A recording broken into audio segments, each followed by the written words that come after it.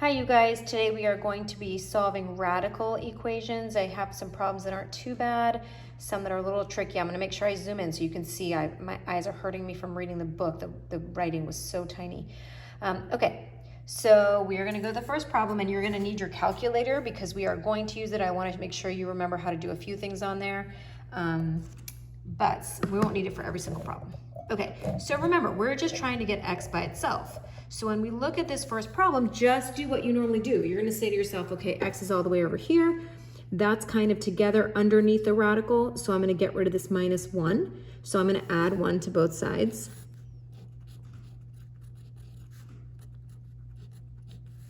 All right, now I have to square both sides. To get rid of a square root, I square, those are opposites. And then I just subtract 5. Now, what I really do need to do, I should be making you guys do this, is you have to plug that in to make sure that it works. Sometimes we'll get extraneous results and then it doesn't work and the answer is no solution. So if we plug this in, 11 plus 5 is 16. The square root of 16 is 4. We're going to use the principal square root, the positive, is 16. I'm sorry, it's 4. 4 minus 1 is 3. So yes, that works. We're good to go. Okay. So I'm going to read this to you. That is a cube root. That's a 3 in there. Cube root of x plus 2 equals 4. Same kind of steps. I'm just trying to get x by itself. So I'm going to subtract 2 from both sides. I'm not even going to think about this right now. All right, to the opposite of cube rooting is cubing. All right, so I'm going to cube both sides. Cubing means I'm going to say 2 times 2 times 2. Now on your calculator, I want to just refresh your memory on how to do that. There's 2 different ways.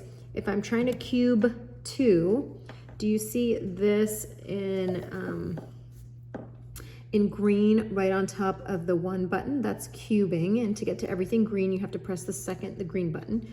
So this tells the calculator to cube it. That's one way to do it. So we get 8. And the other way to do it is this button right here will raise it to any power. We just have to tell the calculator what power.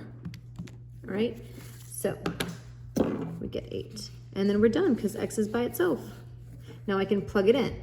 The cube root, okay, so let's talk about how to cube root something. This right here is a cube root button. So we can cube root. So we're gonna plug 8 in our calculator and we're going to cube root it, which will get us 2. And then we're going to plus 2, and that gets us 4. So that works. Okay, we're going to do this a little quicker here. We're going to subtract 3 from both sides. Square both sides because I'm getting rid of square root. Add 2. Now I'm going to check that and grab my calculator. 6 minus 2 is 4. The square root of 4 is 2. 2 plus 3 gets me 5. Yes, that works. Okay, I'm gonna go down here. Okay, so see, this one starts getting a little bit trickier. See how I have a square root on one side and then I don't just have one number? That's fine, it's gonna involve a little more work. So what I'm gonna do is I'm gonna say I have x's on both sides as well. I wanna go ahead and get rid of that square root because it's kind of causing a mess. It's making it a little confusing. So what I'm gonna do is I'm gonna square both sides, but if I square this side, I have to square that side. Well, when I square something, we know that when I square this side, it's gonna cancel out the square root sign. So that's super helpful. But when I square this side, I can't just distribute the 2. I can't just act like it's x squared and 4 squared. What I really have to do is write it out and FOIL it out. And that's the part a lot of times we forget. So x times x is x squared minus 4x plus 16. And I got that from FOILing. X times x is x squared minus 4x. Start with this guy. Okay, so now what I'm gonna do is combine like terms. I like to just make things look a little bit neater.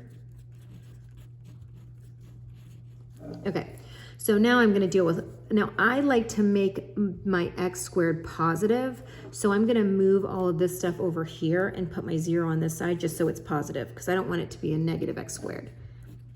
Okay, I'm gonna subtract 3x from both sides. I'm gonna add 2. All right, now I'm gonna factor. I have 9 and 2. All right, I'm going to use the 0 product property. So that's when we set each of these equal to 0. So x equals 9 and x equals 2. Now what I really need to do before is check both of them. A lot of times one of them won't work. Okay, so I'm going to plug my 9 in. 9 times 3 is 27. 27 minus 2 is 25. The square root of 25 is 5. So I get 5 here. Plug my 9 in here. 9 minus 4 is 5. So this works. All right, let's check and see if my 2 also works. 2. 3 times 2 is 6. 6 minus 2 is 4. The square root of 4 is 2. Plug my 2 here. 2 minus 4 is negative 2. Does not work. So this is extraneous, and my answer is just 9. Okay. Now is where we start to crank it up. All right, so you notice here that we have an exponent of 5/2. Well, that means I'm raising it to the 5th power and then square rooting it. But I don't really want to do all that. What I am going to do is I'm going to say, okay, if I had like, let's think about an exponent that's a fraction that's a little bit easier so that we can figure out what to do with this one that's a little more complicated. If I had x to the 1/3 power, do you remember that what that means is x to the cube root? So to get rid of a cube root, I have to cube. So that means since these are the same thing, I would have to cube this, right? And then that would just cancel each other out. Just like if I cubed a cube root, that would cancel each other out. So the shortcut here is to get rid of the fraction exponent, I can multiply by the reciprocal, okay?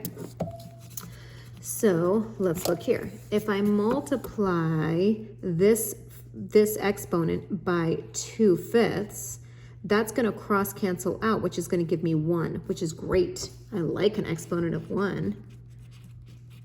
Now, if I can't just do it to this side, then I also have to do this side to 2/5, which 1 to the 2/5 power gets me 1.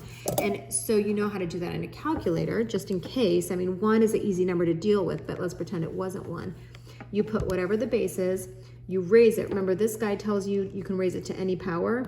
And then to get, what were we doing, 2/5? Okay, yep. Then I would put my 2, this tells fraction, 5th, and we can see it's still gonna equal 1. Okay, so now I want it set equal to 0. This guy's positive, so I'm gonna move this over here. So I have x squared plus 5x plus 4 equals 0. I'm gonna factor it. X plus 4, x plus 1 equals 0, 0 product property. So x is going to equal -4 and -1. We're going to plug them in and see how this goes.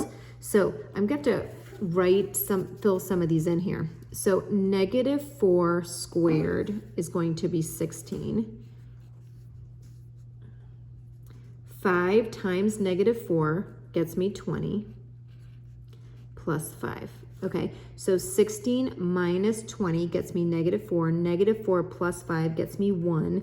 1 to the 5/2 power is going to still get me 1, which equals 1. So yes, that guy works. Let's try -1. -1 squared is 1. I have to write these down because I'm old and I forget. 5 times -1 is -5 plus 5. So we can see that cancels out and we're left with 1, which equals 1, which means that also works. So they both work. Okay, one more crazy example. So just so you zoom in, whoops. Okay, so that says, it's like, it will only let me do 2. Okay, so that says x plus 18 to the 3/2 power, and then we have x minus 2 to the 3rd power. All right, I'm gonna shrink this down again, sorry. It's a little tiny blurrier. Okay, So once again, what do I have to do here to get rid? This looks like a disaster, so I'm going to deal with this first. I'm going to multiply this by 2/3. All right, which means I'm going to multiply this by 2/3. Okay, this is going to cancel out, which is just going to get me x plus 18. I like that. Now this is going to cancel out, but it's going to not, the whole thing is not canceling out. I'm still going to have an exponent of 2. See how the 3's cancel each other out, but the 2 is still there? Okay, so now this side is nice and easy, but remember, this means x minus 2 times x minus 2. So now I have to FOIL it out. X squared minus 2x plus 4.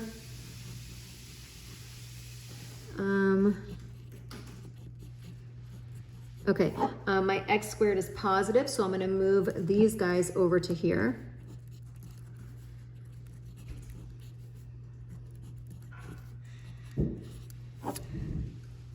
All right, I'm going to go ahead and factor. I think 7 and 2, yep, minus 7 plus 2.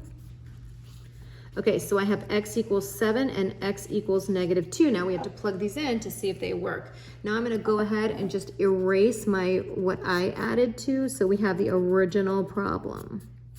Okay, so let's plug in 7. 7 plus 18, and so sometimes I'll just write this down.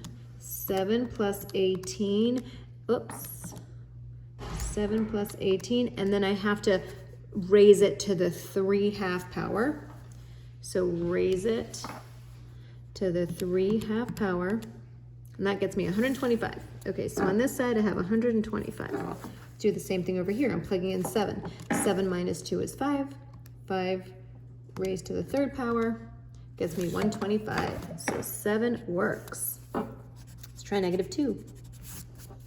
Negative 2 plus 18 gets me 16.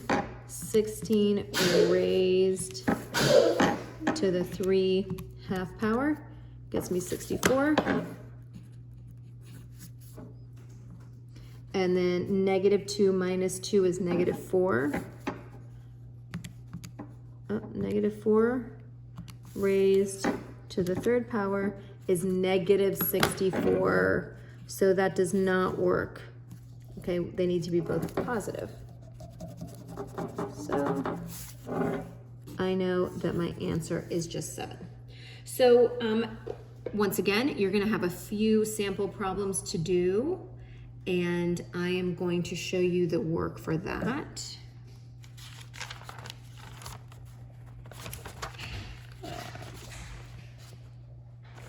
I ended up doing a bunch of problems because I couldn't decide.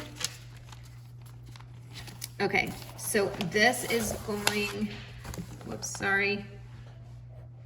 I'm gonna kind of scroll in so you can see the work. I don't need you to do every problem.